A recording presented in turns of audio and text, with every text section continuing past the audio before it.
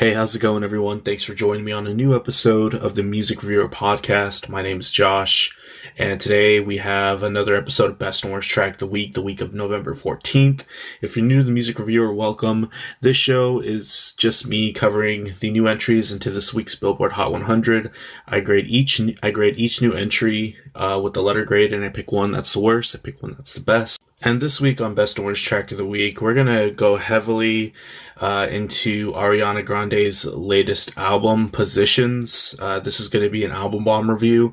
I have not formally reviewed it on the album review side of the show, so we're going to go into just about every track, which, this is going to be the review of the album if you were hoping I covered this album. But there's also more tracks that came in this week that weren't from Ariana Grande, some that I will get to here in a sec.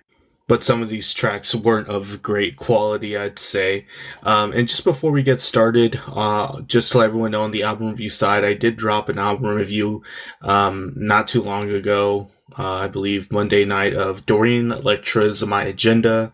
Great hyperpop album from the artist Dorian Electra. If you have not checked out their music, I would highly recommend checking out some of their tunes, some great pop music overall. I thought the album was nice. If you want to check it out, it's not that long. It's about 20 minutes long. And also check out the review if you have some time. But yeah, let's go ahead and get started on this week's Best and Worst Track of the Week. So on this week's Billboard Hot 100, it was quite the dynamic week. Like I said before, we had an album bomb by Ariana Grande, a lot of things dropping out as well, a lot of movement overall, and also some new tracks that came in that weren't from Ariana Grande's, from artists just like Jason Derulo, Trippie Red, and then also a track featuring Lil Durk, Black, and Young Thug. So heavily involved on the hip-hop side this week, if you're not counting Ariana Grande. For starters, number one, just some highlights on the track. Number one was Back to Mood by 24kGoldn, Ian Dior. Last week it was Positions by Ariana Grande. That went down to number 2 this week.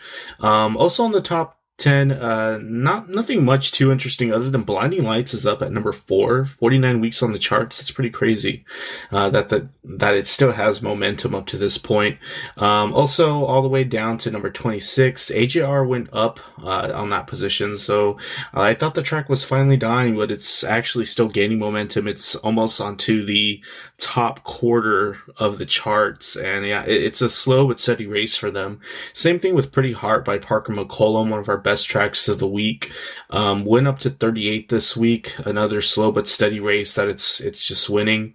One thing that shocked me though is that Circles by Post Malone is out of the charts after 61 weeks, over a year. And it dropped quite a bit. It was on the upper quarter of the chart last week. So it finally lost whatever momentum. I guess radio finally gave it the nail in the coffin. Also another interesting highlight, Cardigan by Taylor Swift is out after 14 weeks. I believe that was the last single from Folklore to hang on. I don't know the exact data, but that's probably one of the shorter singles that went out that quickly from one of Taylor's albums, if I had to guess.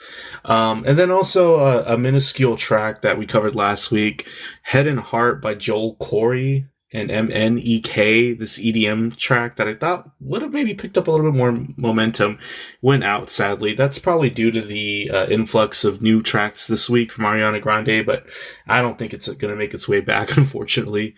But yeah, let's go ahead and start from number 100 this week that came in. Take You Dancing by Jason Derulo. This was one of the ones that I thought was lacking any pleasant nature to it. It starts off with a really piercing guitar riff that opens it up and structures the track. It's just not very pleasant on the ears. There is a sense of bounciness when we get the bass and drums that kick in, but then immediately as we transition into the chorus, this is a blatant ripoff of Charlie Puth's Attention, like blatantly to the very moment where that bass drop comes in with the poppy nature of it all. Some less than desirable claps in the chorus that are cheap and weak sounding. He does flaunt some vocal chops towards the end, but that's pretty much all I could take from it. I don't really know what to call this track. Knowing Jason Derulo and the success he's had lately, I would guess this is gonna rise, but I gave it a D. Next track is Thick featuring BeatKing DJ Chose. Came in at 98. This is of the hyped up TikTok tracks right now that are just popular on the app and people are just streaming the song. But to be honest, I didn't even bother looking too much into the background of this track. Mainly due to just because of the music as a whole. It's very unappealing. The hook is pretty much just repeated over and over again. It's very regurgitative in terms of material. The beat's very loopy. There's an echo chamber for a good majority of the track with the first artist on his vocal effect. It's so sloshy and reverby. Some dirty and spaced out bass hits on the beat. I give it some, I guess, energy, but to DJ Chase and BeatKing, hopefully this isn't the last of you guys, but this might be your 15 minutes of fame here. I gave this track a D. Next track came in at 92, Stay Down by Lil Durk, Black, and Young Thug. This one is interesting aesthetically. There's a weird panning on the piano instrumental that opens up the track where you can literally hear it going back and forth between right and left if you're using stereo headphones or even just Bluetooth headphones. There's a somber mood on this track. The production is really weird at moments. Young Thug sounds the most mature in all the verses. That's not really a surprise, but there's some quirky melodic material in the instrumental at times. It's a pretty formulaic track when we get down to it. Once you get past the abnormal qualities, it's just, I think Lil Durk goes, Black goes, and then Young Thug goes, and then the instrumental just does the same thing over and over again around those performances. And honestly, I can't tell the difference really between Black and Lil Durk. They're very similar performances and they sound just about the same. Not one of the best trap tracks I've heard recently, so I give it a C. Next track is off of Ariana Grande's Position, so this is our first one that came in at 75, Love Language. I'm sure if you're a bigger fan of either, you can tell the difference, but at the end of the day, it's just very okay. This track is enveloped with the 2000s, late 90s pop R&B sound. This happens multiple times on the album. There's some playful qualities in the instrumental, especially in the choruses. There's some rich instrumentation at points with the string orchestration, and the track just feels a little safe for Ariana. She sounds great singing over it, though. There's also a nice build-up in the chorus with some pretty harmonies, but I gave this track a B. Next one was off Positions at 71, titled West Side. Here, I like the tone of the snare and the drums on the drum track and how it gives character to the track.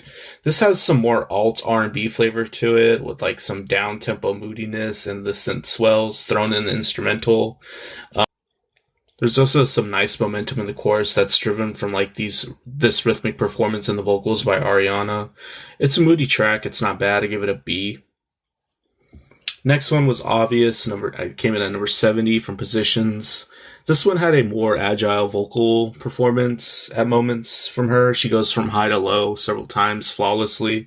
Some interesting rhythmic ideas in the vocals too.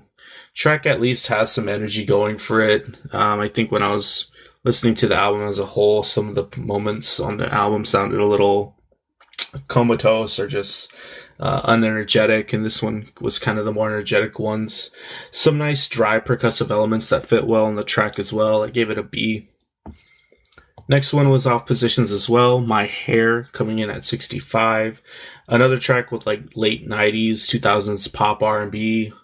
Some high string registers in the choruses that create a cool effect. I'm not a fan of this trumpet interlude that comes after one of the choruses. Maybe I'm just confused of how it was used. It sounds fine when you listen to it a couple times, I guess, but the first time it just kind of just put me off a bit. There's a cool walking bass line on this track as well. The bridge is a nice transition and moment. I think it's the best part of this track. Some Mariah Carey-esque squeals thrown in that are pretty impressive. I gave this track a B+. Next one came in at 63 off Positions, titled 6:30. This one definitely gave me a sense of filler. The production feels a little bit stale. There's more hints of this 2000s pop R&B style. Some string moments that are interesting but don't really accentuate the track much further. And then the lyrical content here, I think, just threw me off a bit. It's candid and a little bit corny. I was kind of indifferent. I gave this track a B. Next one was also All Positions, but this one featured Dolla, coming in at 52, Safety Net. This one was cool because of like the dark and moody nature and textures in the track. Some nice accentuated rhythmic ideas as well. I dug the drive that the percussion gave the track at moments. Ty's verse is pretty okay. It's kind of Drake-like. And I guess towards the end of the track, their duet is fine as well. There's some nice vocal highlights from both of them. Not as comatose on other parts of the albums, and this track definitely has some nice alt R&B flavor too. So I gave this one a B+. Next track was Shut Up, coming in at 47. This track centered around some string instrumentation. I believe this was the opening track. So, yeah, definitely it starts off the string orchestration that's heavily used on this album here. There's a very bouncy feel to this with the walking pizzicato string textures, and towards the end there's some old school 1920s, I think, show tune aesthetics to it that's interesting. It's skeletal overall though. There's some dry textures accompanying Ariana Grande's vocals, and that's just about it. I gave this track a B. Next one was Oppositions as well, coming at 43, Just Like Magic. Here we have some nice alt R&B flavor as well. It's very SZA or Jhené Aiko-like.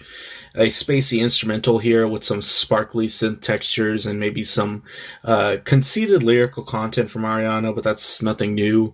Some wet snap percussion in the track. It's a straightforward cut overall, and then I liked also so there's some potent, deep synth textures too that give the track some nice momentum. I give this track a B. Next track was POV at number 40 by Ariana Grande. This track is interesting. I think it's the closing track. It has a pretty scenic opening with like these water sounds and fluttering strings, and there's a nice light and bright piano, keyboard thing going on. Some belting moments in the vocals happens a lot, actually.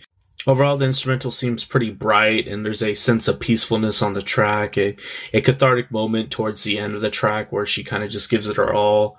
It wasn't as good as like most of the highlights I found on this album, but it wasn't bad. I gave this track a B. Next one was also Oppositions, Off the Table, with The Weeknd at number 35. I thought this track had so much potential, but towards the end it kind of just faltered.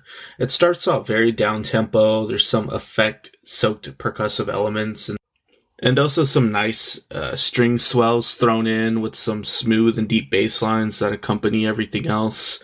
The Weeknd fits right into this track. It's quite natural when he comes in, but the only issue I have is once that happens, the track kind of just moves towards this like movie soundtrack music aesthetic where it seems like it would have fit right into being on the end credits of some movie. The Weeknd definitely makes this more apparent. I mean, I just can't get that imagery out of my head. And then after that, the song just kind of drags out a bit, loses a bit of momentum. I gave it a B. Next track I dug off of Positions, Motive, featuring Doja Cat at number 32. I felt like here was a great example of what the album could have been more of. There's a lovely house-inspired dance instrumental, almost Dua Lipa-like. There's some quirky vocal embellishments thrown in. Probably the most smooth-sounding track and most energetic out of the album, at least in comparison to like maybe one or two songs. Doja Cat just supplies the stereotypical rap verse here in the pop track. There's nothing wrong with it. She does it fine. And it's one of the better tracks on this album. I really feel like if she used a little bit more of this style, stuck with like the upbeat bangers, this album would have been a lot better than instead experimenting with the kind of retro 2000s pop R&B stuff, honestly. The next one, we're going to get a break from Positions. Oh, I gave the track a B+. Motive gets a B+. The next track is Dakiti by Bad Bunny and Jhay Cortez, coming in at 9, so we get a break from Positions here. This track was pretty interesting. This track kind of grows on you towards the end, but it's kind of a bit of a slow burner. There's an interesting build up in the first minute or so of the track, but after that, the track gets more of a pulse, and it gets a lot more momentum when like the percussive elements kick in. It's an interesting Latin pop track where Bunny and Cortez trade verses. The rapping by Bad Bunny is pretty good as usual. Cortez does a fine job. He obviously doesn't perform to the level of prominence Bad Bunny gives tracks, but there's nothing wrong with that. I don't know if this track is just high because of the Bad Bunny hype that's going on right now. It came in at number 9. But the track kind of just develops more interestingly towards the end, where we get a more ethereal mood and some darker color on the track. It's not bad in the grand scheme of things. Once you take the whole track into consideration, the development's a little slow. I give it a B. Next track was 34 plus 35, coming in at number 8 by off of positions. This one was, I think, the second track on the album. It definitely leans more towards the string instrumental usage. This time over a trap beat. It's more of a return to form to Ariana in comparison to the opening track. It's sexually charged, an agile vocal performance from her as well. In my opinion, it was more interesting compositionally from the opening track too. There's a memorable hook here, more pizzicato strings textures. I thought it was okay. I give it a B. So now we are past the majority of this show. We will now go into the worst track of the week and then end on the best track of the week to end on a positive note. If you saw the list of artists that came in this week and you notice Trippie Redd being on here, I think you should find it no surprise that he is getting worst track of the week with the track We, with a lot of ease. I think this is his second worst track of the week. This one was in no way, shape, or form worse than the previous one, but this one, the worst track of the week was between Take You Dancing by Jason Derulo and this. The Take You Dancing was just annoying because it was a stupid song that ripped off Charlie Puth. This is annoying because it's pretentious, and Trippie Redd just makes me more pissed off the more I listen to him with his quirks in his music. And I'll say that the music here on this track isn't terrible for the most part, but it just kind of doesn't do anything for me, especially in the instrumental. It's pretty forgettable and ineffective. Doesn't do much to accentuate the track, and it's kind of just there providing the bare minimum for Trippie Redd to do his thing over. And I'd say that the problem with the track is Trippie Redd. He has an annoying vocal performance with this auto-tune inflection thrown in the chorus that it's heavily reliant on, which in no way, shape, or form is improving the track. It's just there to exist. And he demonstrates some rap chops here, surprisingly. I wish he would rap more, because he doesn't sound nearly as obnoxious when he raps than when he goes to his trap singing style, where he sounds like his nose is stuffed constantly. It's an annoying pet peeve of mine, but I can't get over the fact that his sounds like most of the things I've heard from him, his nose sounds stuffed.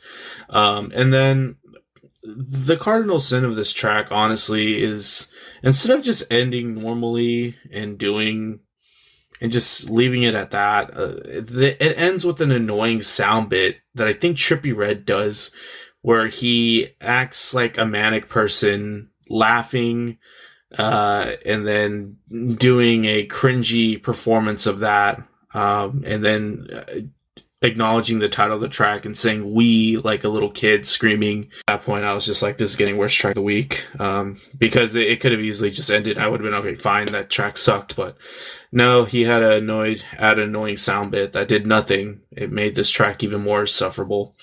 So yeah, worst track of the week goes to "We" by Trippie Redd. Best track of the week, on the other hand, is from Ariana Grande's position, titled "Nasty."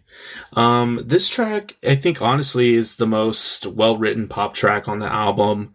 I don't think it has nearly as much hype as it should, but it's fine. There's a thumpy bass line on here that's some nice character to it. The best hook and chorus thus far. Some nice light and subtle embellishments thrown in the track with a nice groove to add on. Some Timbaland-like production style to add on to that as well. A nice build up in the chorus with some pretty harmonies thrown in as well.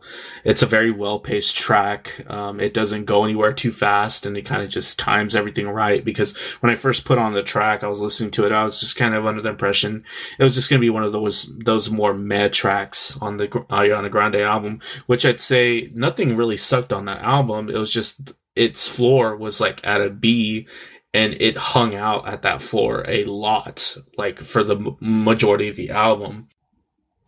So when we had Nasty here, I kind of just heard a track that kind of went over that floor and then exceeded my expectations. This is a very nice and fun pop track. It kind of just plays off of her best qualities, which is singing like a sultry pop track. Obviously sexually charged, but it kind of just doesn't take it too far. It's playful. The hook and chorus is just super memorable in my opinion. And it's a highlight on the album for sure. So best track of the week goes to Nasty by Ariana Grande. If you stuck around for the whole entire Best Orange Track of the Week this week, thank you for listening. However you listen, he's streamed on Spotify, Overcast, TuneIn, whatever service you use. Thanks for listening. If you ever have any feedback, head over to YouTube or message me on Anchor, where I host the podcast. Good or bad, just let me know. If you have recommendations as well, go ahead. But yeah, thanks for listening. I'll be reviewing some more music soon. Take care of yourselves.